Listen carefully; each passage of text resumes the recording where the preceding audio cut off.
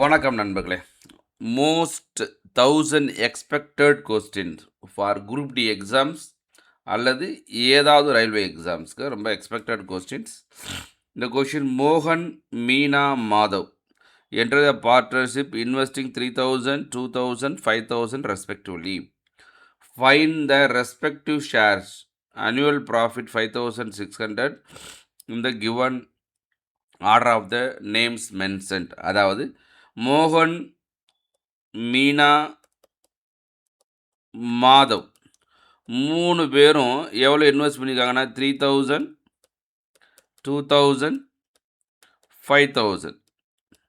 இப்போ 3மே காமன் எத்தனை zero? 3 zero காமனாக இருக்குது. 3 ஜீரோ கேன்சல் பண்ணுங்கள்.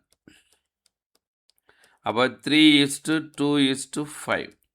அப்போ உங்களோட ப்ராஃபிட் ரேஷியோ என்னன்னாக்கா 3:2:5ன்னு அர்த்தம். இங்கே மொத்த ப்ராஃபிட் எவ்வளோ? மொத்த லாபம் எவ்வளோ? 5500 5600 பை இங்கே டோட்டல் பாருங்கள் 10 கேன்சல் பண்ணிங்கன்னா 560. அப்போ ஃபஸ்ட்டு 3 அப்படின்னா 0 3 18 மிச்சம் 1 3 1 16. அப்போ 1680 இங்கே இருக்குது, இங்கே இருக்குது. ரெண்டாவது என்ன இங்கே 2 இருக்கு இல்லையா? அப்போ 560 × 2 அப்போ 1120. அப்போ இங்கே இருக்குது, இங்கே இல்லை. அதனால் இங்கே ஆல்ரெடி இது 2 இல்லை, இது இல்லைன்னு சொல்லிடலாம். இப்போ இந்த 2ல் இங்கே இல்லை. அப்போ இங்கே எங்கே 1 மட்டும் தானே இருக்குது. அப்புறம் ஆன்சர் இஸ் திஸ். இந்த 3வது கண்டுபிடிக்கணுமா? கண்டுபிடிக்க தேவையில்லை. ஏன்னா 2 ஆன்சர் வந்து 2 இதில் தான் இருக்குது. இது 2 இங்கே கரெக்டாக வந்துருச்சு, இங்கே கரெக்டாக வரலை. அதனால் த ஆன்சர் இஸ் 2 அப்படின்னு போட்டுடும். Are you clear? எஸ். இந்த கொஸ்டின் என்ன அப்படின்னா செகண்ட் கொஸ்டின். இந்த வீடியோவுக்கு செகண்ட் கொஸ்டின். k + 1/k = -2.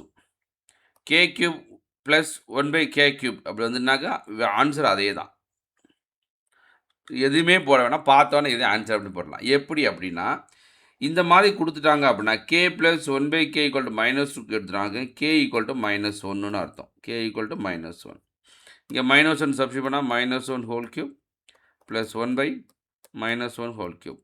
இப்போ -1³ -1 + 1/-1. இப்போ -1 -1 = -2. இந்த மாதிரி போடணும் இல்லையா? ஸோ எக்ஸாம் பாயிண்ட் ஆஃப் இப்படி போடக்கூடாது. அப்போது k + 1/k = -2னா இங்கே கண்டிப்பாக என்ன இருக்கணும்?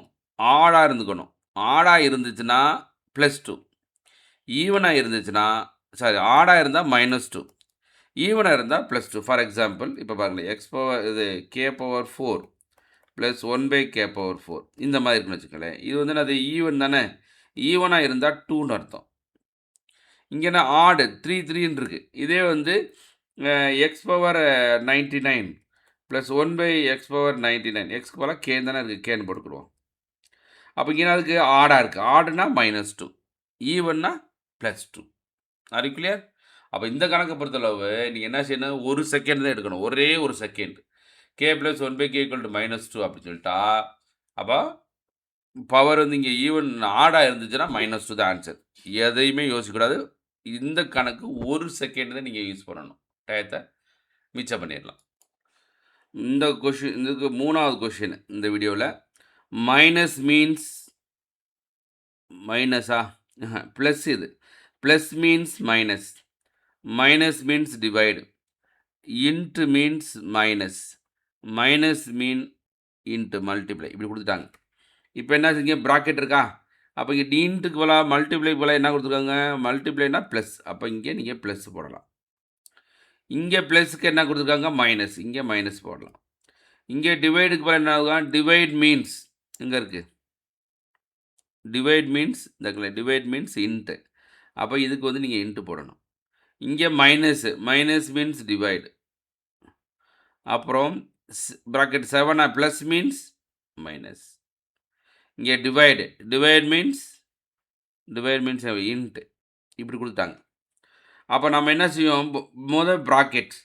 அப்போ இங்கே என்ன இருக்குது அப்படின்னா இங்கே ப்ளஸ் இருக்கா? அப்போ 6 + 6 + 9 15. அப்போ இங்கே ஒரு செட் ப்ராக்கெட்டு, இது க்ளோஸ்டு ப்ராக்கெட். இங்கே ப்ளஸுக்கு பதிலாக மைனஸ் வந்திருக்கா? அப்போ மைனஸ் போடுங்க. இது ரெண்டையும் மல்டிப்ளை பண்ணணும். ஏன்னா இங்கே இன்ட்டுன்னு இருக்குது. அப்போ 6. அப்போ செட் ப்ராக்கெட் டிவைட். இங்கே டிவைட் தானே இருக்குது டிவைடு. இங்கே ப்ளஸ் இப்போல்லாம் மைனஸ் போட்டிருக்காமா, அப்போ 7 மைனஸ் 4 3. அப்போ க்ளோஸ் ப்ராக்கெட். டிவைடுக்கு போல் இன்ட்டு 2. இது ரெண்டையும் கழிச்சமாக்கு சப்ராக்ட் பண்ணிங்கனாக்க 9 divide 3 set bracket close bracket into 2. இது ரெண்டையும் டிவைட் பண்ணால் 3 இன்ட்டு 2 ஈக்குவல் டு 6. அப்போ இதுக்கு ஒரு போர்ட் மாஸ் யூஸ் பண்ணணும். BODMAS. அப்போ போர்ட் மாஸ் அப்படின்னா brackets of division multiply addition subtraction. இந்த ஆர்டரில் தான் நீங்கள் சேஞ்ச் பண்ணிவிட்டு நீங்கள் ஆன்சர் கண்டுபிடிக்கணும். The answer is 6 is correct answer. That's all. அடுத்து 4வது கொஷின் இந்த வீடியோவில். K is the mean of 2 3 4 K. மொத்தம் எத்தனை நம்பர்? 4 நம்பர் இருக்கா? புரிஞ்சதா? 4 நம்பருக்கு. அப்போ இதனுடைய மீன் வந்து கேன்னு சொல்லிட்டாங்க. அப்படின்னா மூடு என்னன்னு கேட்குறாங்க. மீன் கேனா மூடு என்ன? அப்போ நமக்கு என்ன தெரியணும் அப்படின்னா, இதை நீங்கள் ஆன்சர்ந்தே போகலாம். சப்போஸ் கேக்கு 4ன்னு வச்சுக்கோங்களேன். அப்போ 2 3 4 கேக்கு 4ன்னு வச்சுக்கிறோம். கேக்கு 4னால் நமக்கு என்ன வரணும்? 4 × 4 4 நம்பரு இன்ட்டு மீன் 16 வரணும். எல்லாத்தையும் ஆட் பண்ணால் என்ன வந்திருக்கு? உங்களுக்கு 8 + 13 தான் வந்திருக்கு. அதனால் இது ஆன்சர் கிடையாது. சப்போஸ் 2 3 4 இங்கே 2ன்னு வச்சுக்கோங்களேன். 2ன்னு என்ன வரும்? மீன் 2னா 4 × 2. அப்போ 4 நம்பர் இன்ட்டு மீன் 6 8ன்னு வரணும். இங்கே எல்லாத்தையும் கூட்டம் என்ன வரும்? 6 11 வருது. அதனால் இதுவும் கிடையாது. இப்போ 3 போடுங்களேன். இப்போ 2 3 4 கேக்கு போல் 3ன்னு போடுங்க. அப்போ என்னது? ஆவரேஜ் என்னது? 3. மொத்தம் எத்தனை நம்பர்? 4. மல்டி பண்ணால் 12 வரணும். எல்லாத்தையும் கூட்டினா 12 வருதா?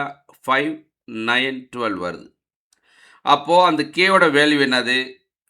2 3 4 கேக்கு போல் 3ன்னு போட்டாச்சு. அப்போது மோட் அப்படின்னா ரிப்பீட்டட் நம்பர்ஸ் என்னது? 3 தான் ரிப்பீட்டட் நம்பர்ஸ். அப்போ மோடு என்னது? 3ன்னு அர்த்தம். புரிஞ்சுதா? ஸோ கொஞ்சம் யோசிக்கிற சம் தான். பட் இது ஆன்சர் போகணும்னு தெரியணும். முக்கியமாக நீங்கள் பாஸ் ஆக நினச்சிங்கனாக்கி ஒரு கொஷின் எப்படி செய்யணும்னு நல்லாவே தெரிஞ்சுக்கணும். அப்படி செஞ்சால் தான் உங்களால் ஜெயிக்க முடியும். இது ஒரு மிஸ்ஸிங் நம்பர். நார்மலாக அது நம்ம ரீசனிங் சொல்லுவோம். பட் இருந்தாலும் சம் நம்பர் கொடுத்தனால மேத்ஸ்னு வச்சுக்கிறோம். 22 அப்படின்னா 484 வருது. 202னா இங்கே ஒரு 0 இருக்கா?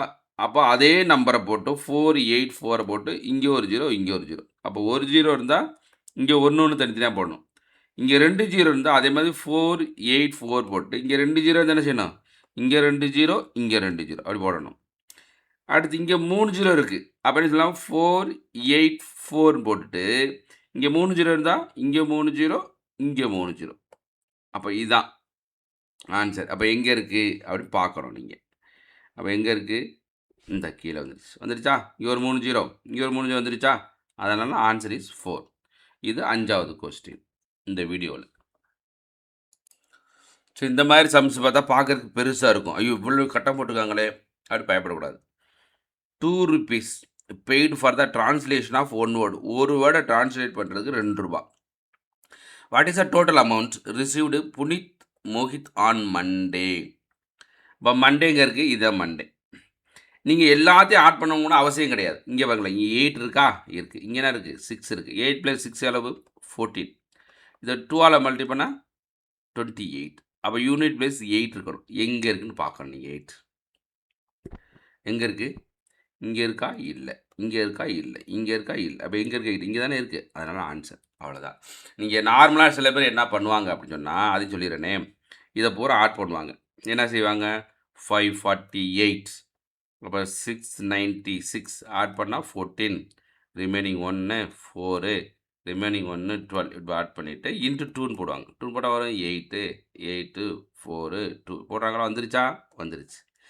ஆனால் எக்ஸாமில் இப்படி போடக்கூடாது. மெயினாக நீங்கள் பாஸ் ஆக நினச்சா எவ்வளவு ஈஸியஸ்ட் வேவாக போடணும். சென்ட்ரல் கவர்மெண்ட் எக்ஸாமை பொறுத்தளவில் நீங்கள் நார்மல் மெத்தடை முடிஞ்ச அளவுக்கு அவாய்ட் பண்ணி தான் ஆகணும். 1-2 சம்ஸ்க்குலாம் நீங்கள் போடலாம். அவரோட மீதி சம்ஸ்லாம் கண்டிப்பாக யூ ஷுட் அவாய்ட். ஓகேவா? இது இந்த கொஷினோட இந்த வீடியோட 6வது கொஸ்டின். இந்த கொஷின் என்ன கொடுத்துருக்காங்க அப்படின்னா, the base of a right angled triangle 3 metre greater than height. அதாவது ஒரு ரைட் ஆங்கிள் ட்ரையாங்கிள்னா செங்கோண முக்கோணம், இது 90 டிகிரி. இதுதான் ஹைபார்டினியஸ். ஹைபார்டினியஸ் அளவு 15 கொடுத்தாங்க. Hypotenuse is 15 metre. Find area கேட்குறாங்க. ஏரியானா 1/2 b into h, base into height. இங்கே என்ன கொடுத்துருக்காங்க, base minus height equal to 3ன்னு கொடுத்துருக்காங்க. என்ன மீனிங்னா base of the right angle triangle 3 metre greater than சொல்லியிருக்காங்க, கிரேட்டர் தென் ஹைட். ஹைட்டோட 3 கூடன்னு சொல்லிட்டான். புரிஞ்சதா? அப்போது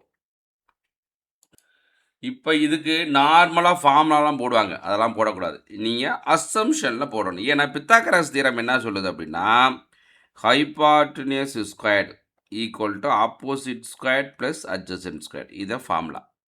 ஹைபார்டினியஸ் ஸ்கொயர் இங்கே எவ்வளவு, 15 ஸ்கொயர். 15 ஸ்கொயர் எவ்வளவு, 225 வரணும் 15 ஸ்கொயர்னா.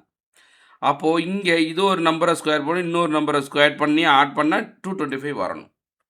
புரிஞ்சதா?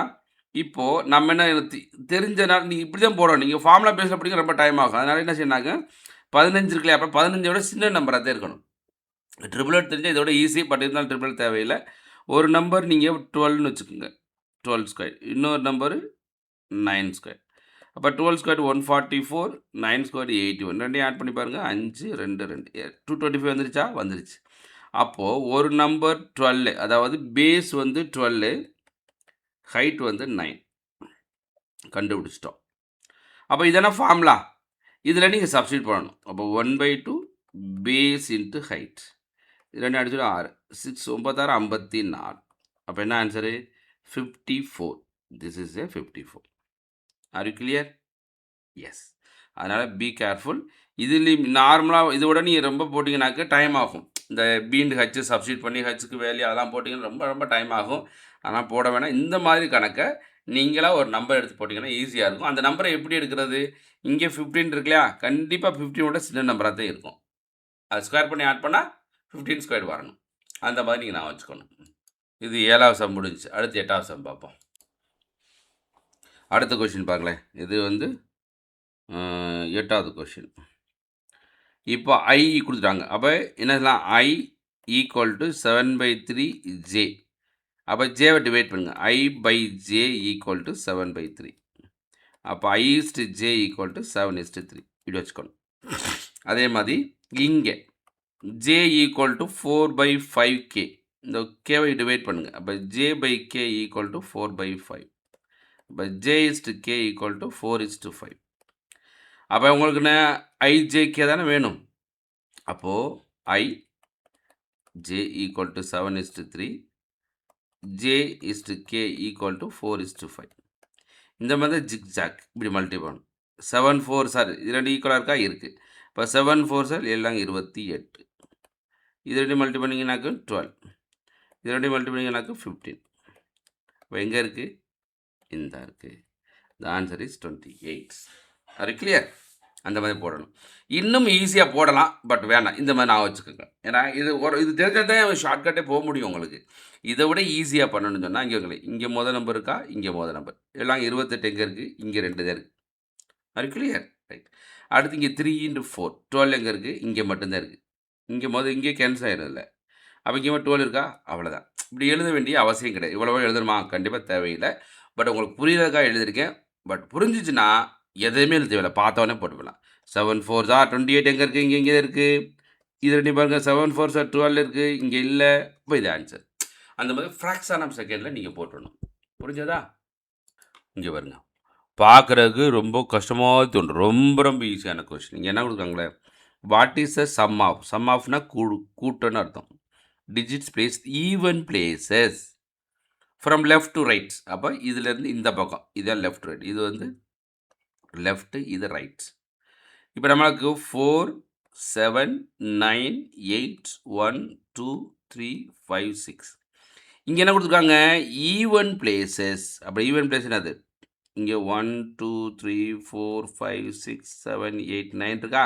ஈவன் பிளேஸ் 2 4 6 8, இது 4 தான் ஈவன் பிளேசஸ். அப்போ இங்கே என்ன இருக்குது, 7 இருக்குது, இங்கே 8 இருக்குது, இங்கே 2 இருக்குது, இங்கே 8 இருக்குது. இது 4 ஆட் பண்ணுங்கள். 8 + 2 10, 10 plus 5, 15. 15 plus 7, 22. The answer is 22. பார்க்குற கஷ்டமாக தோணுதா? இல்லை. Very easiest some. ஆட் பண்ண தெரிஞ்சால் போதும். அது கிளியர்? இது 9th சம். இந்த வீடியோட 9th சம். 10வது கொஷின் நானே தரேனே. 10வது கொஷின் கேட்ட கொஷின் தான். ஒரு ரொம்ப ஈஸியாக தானே கேட்க போகிறேன். நீங்கள் சொல்லுங்க பார்ப்போம். இப்போது ரொம்ப ஈஸியஸ்ட் வே உங்களுக்கு என்ன சொல்லலாம் அப்படின்னா ஆவரேஜ்னு வச்சுக்கோங்களேன். ஆவரேஜில் ஃபைண்ட் ஆவரேஜ்